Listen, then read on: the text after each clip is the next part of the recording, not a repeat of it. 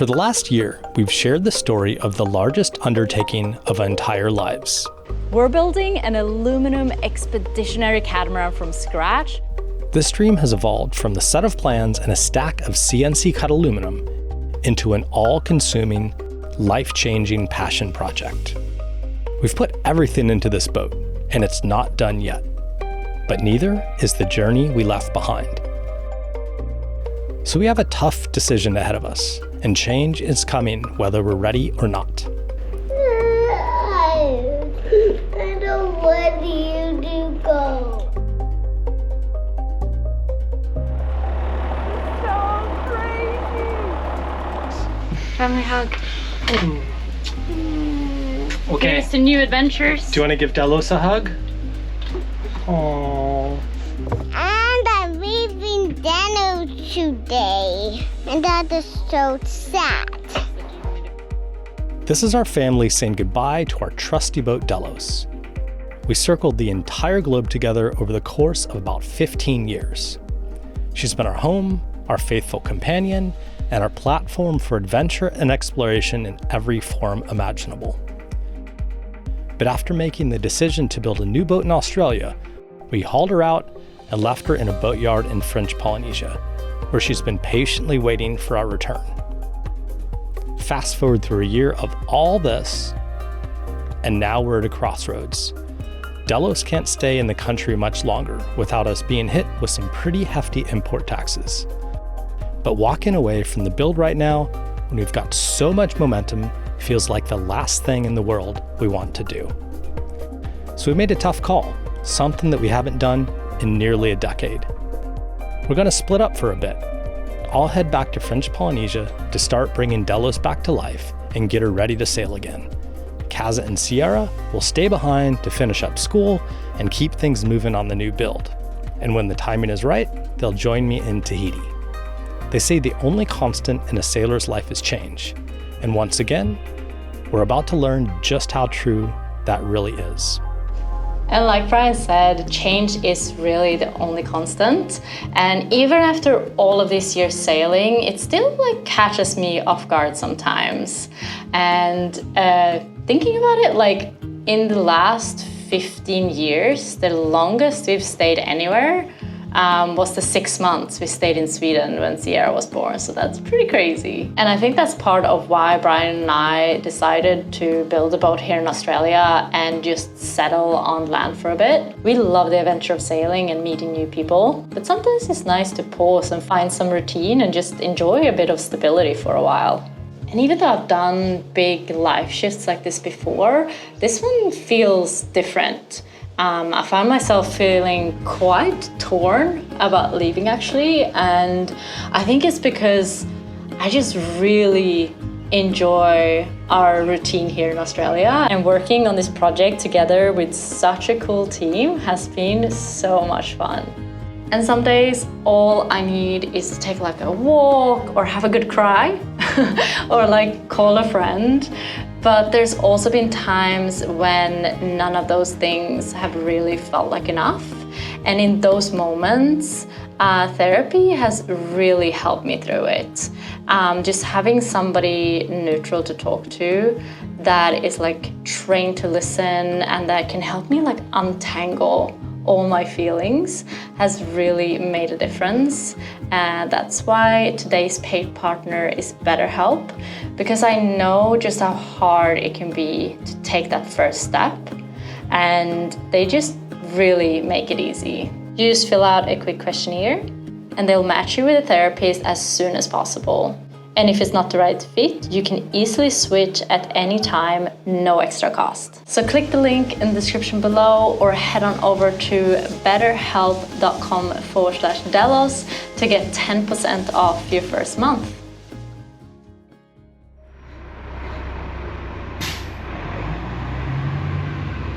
Morning, guys. Good morning. It is bittersweet morning. Yeah, I know. It's my last day. It's gonna be crazy. It's gonna be another start of a different type of adventure.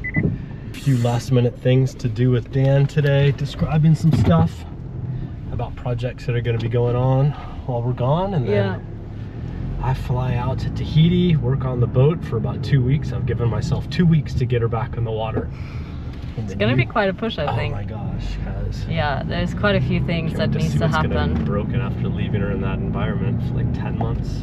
Boats are meant to be used, and they generally don't like just sitting around for extended periods of time without any TLC.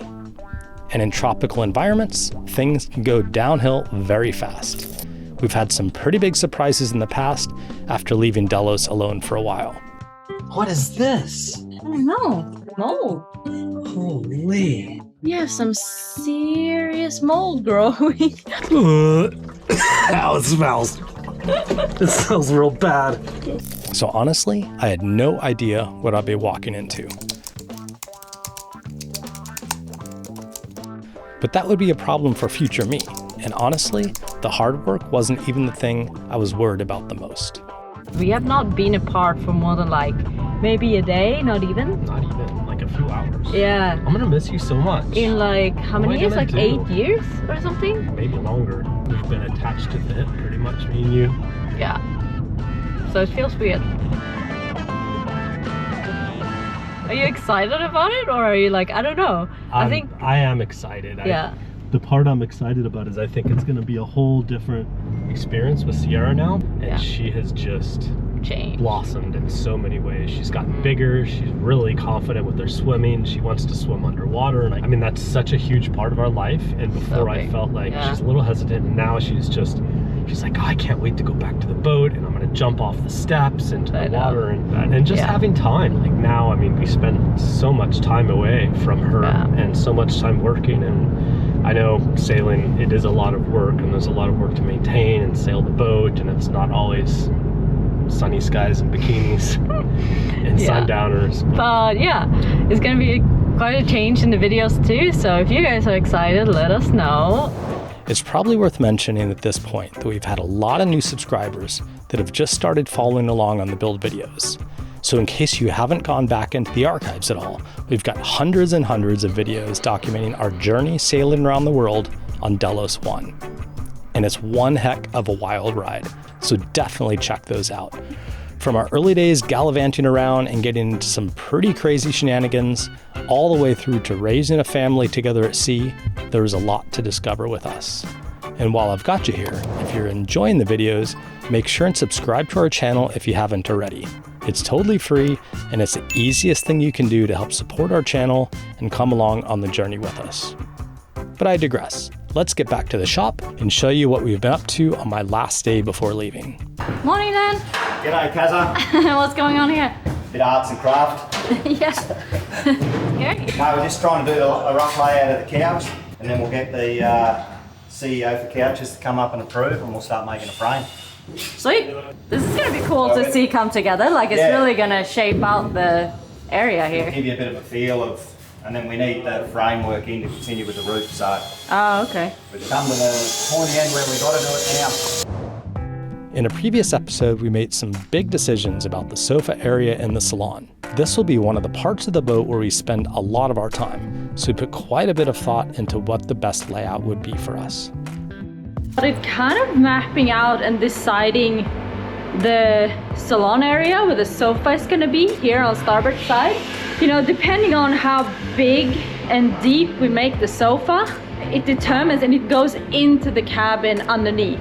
So this is if the sofa is further out, so it's a less of an L shape compared to the drawing that we have it so it's a way bigger sofa and it sticks out more into the master cabin. Really, when we're on the boat, we're spending most of our time up here, and then we go down there and sleep for a couple hours. That's it. The way that we use the space, we rather have a bigger space up by the sofa and the galley and sacrifice some space by our bed. That's the beauty of designing your own boat. You get to decide exactly what we want and how we're going to use the space. So now, after solidifying our plans for the shape and size, today Dan would begin fabricating the frame for it.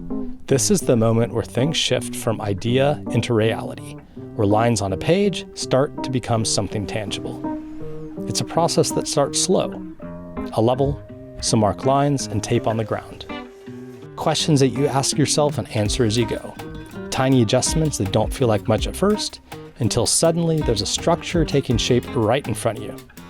This is the part of boat building that we rarely show in real time. The quiet focus, the small corrections, the patience it takes to get everything just right. But it's also one of the most satisfying parts of the whole project. So here's how that sofa started coming to life, piece by piece, cut by cut, weld by weld.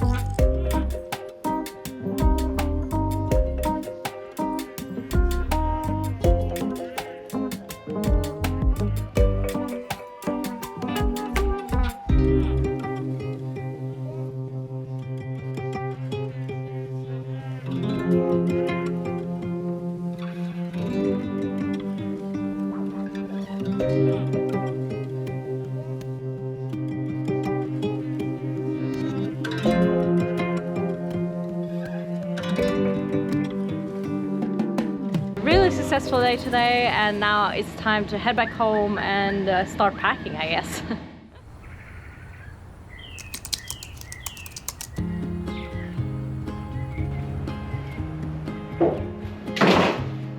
It's time, guys.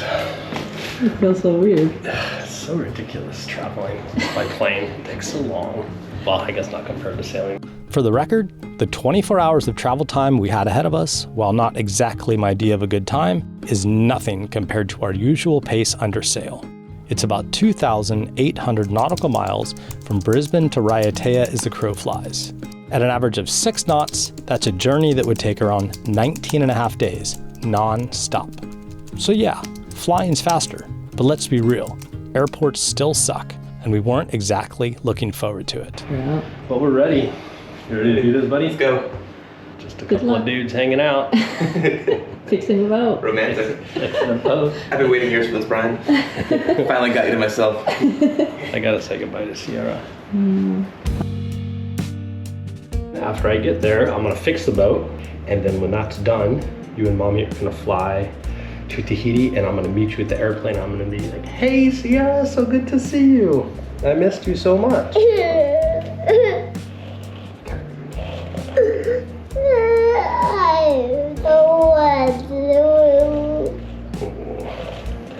I don't want you to go. I know, but you have to finish school. You're gonna finish school, and then we're gonna go on a family sailing holiday, and we're gonna swim in the deep blue sea. You remember?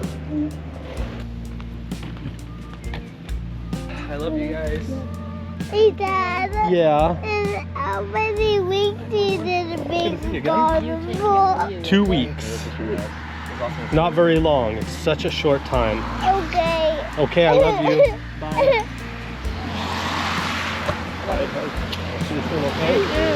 Bye, you guys. I'll be thinking of you when I get sad. I'll just look at your picture, okay? Safe travels. Bye. Oh, bye, Bill. Hey guys, I'll talk to you I'll over see there. you in 2 weeks. Bye, I love you. One more kiss. One more kiss. One more kiss. One more hug. One more hug. One more kiss. One more kiss. Okay, bye. Bye. Hey, Dad.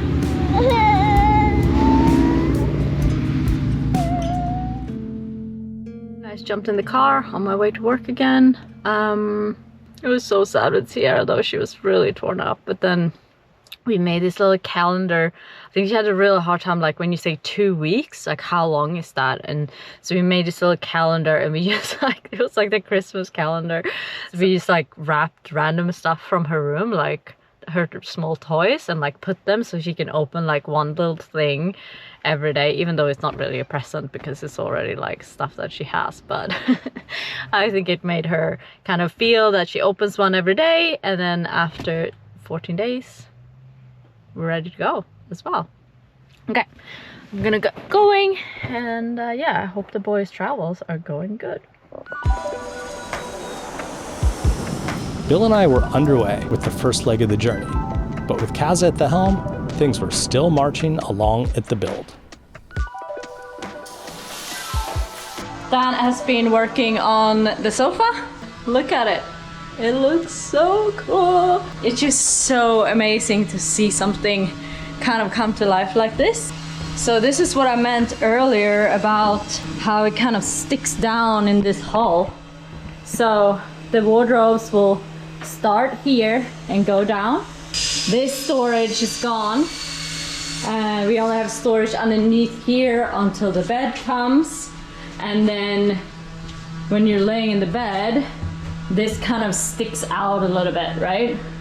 So we're definitely sacrificing some space down here, but I think for the amount of space we spend up in the salon compared to in our bed, for us it's been worth it. So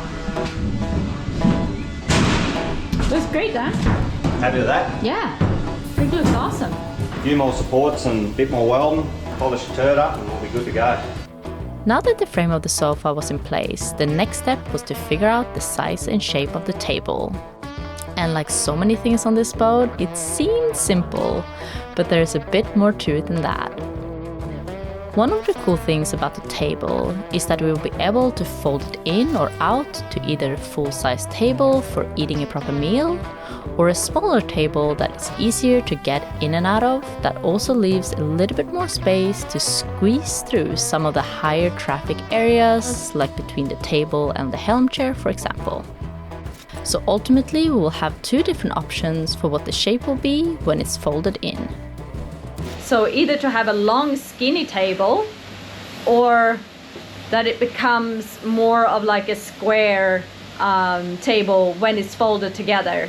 After going through everything, looking at pictures, kind of going up there, like mocking things up, I think I'm definitely leaning towards having this. I just feel like here you can really access on both sides, and it really becomes more like a coffee table. After drawing it up, I really feel like this is pretty cool because it has its advantages, like you get more space between the galley and the table, but it's kind of hard to enter in, like that side, and then on this is so hard to hold the GoPro, but this side, I can't do it. But the table also have one more added layer of complexity, which is that we'll be able to drop it down to the level of the sofa and create a platform for an extra bed.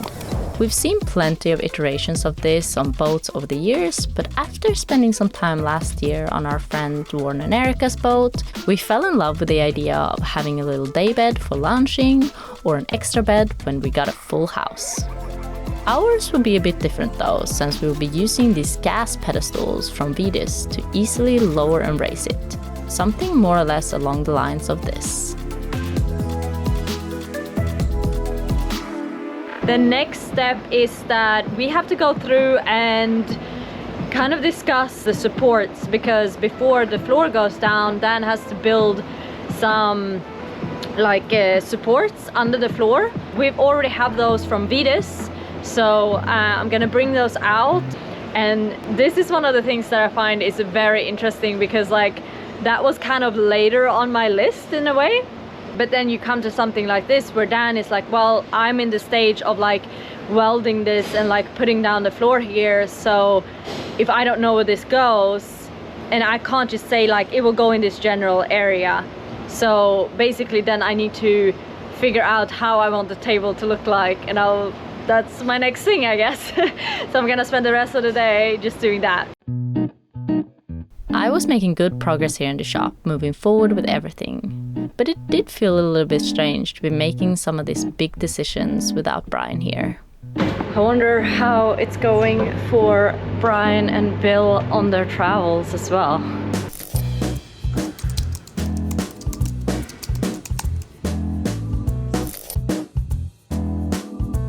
I busted out the measuring tape and set to work on nailing down the dimensions of everything. We cut out a piece of wood to roughly the size of what the table will be when it's all the way unfolded.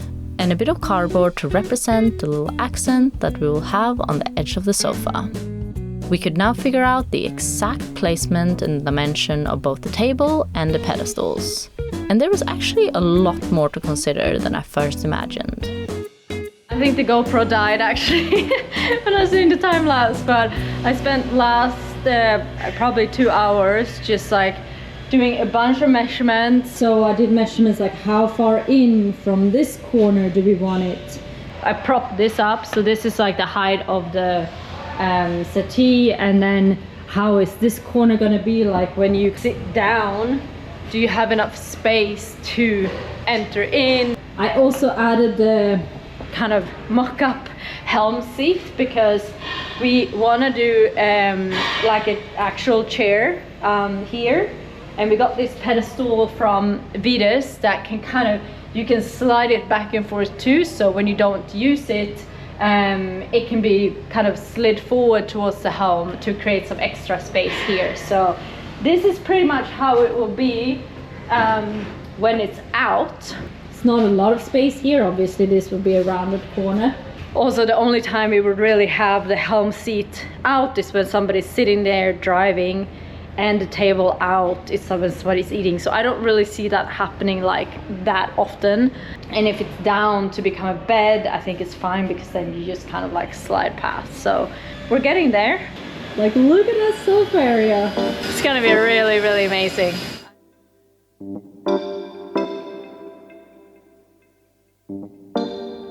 Meanwhile, thousands of miles away, morale was also quite high.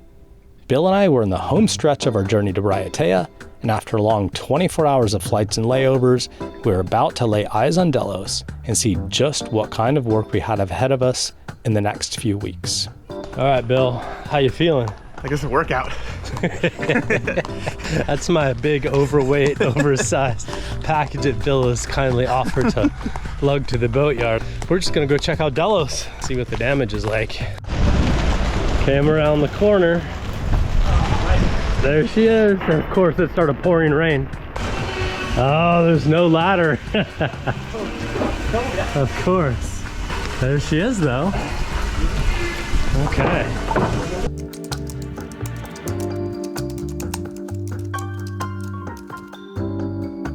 First mission accomplished, we got a ladder.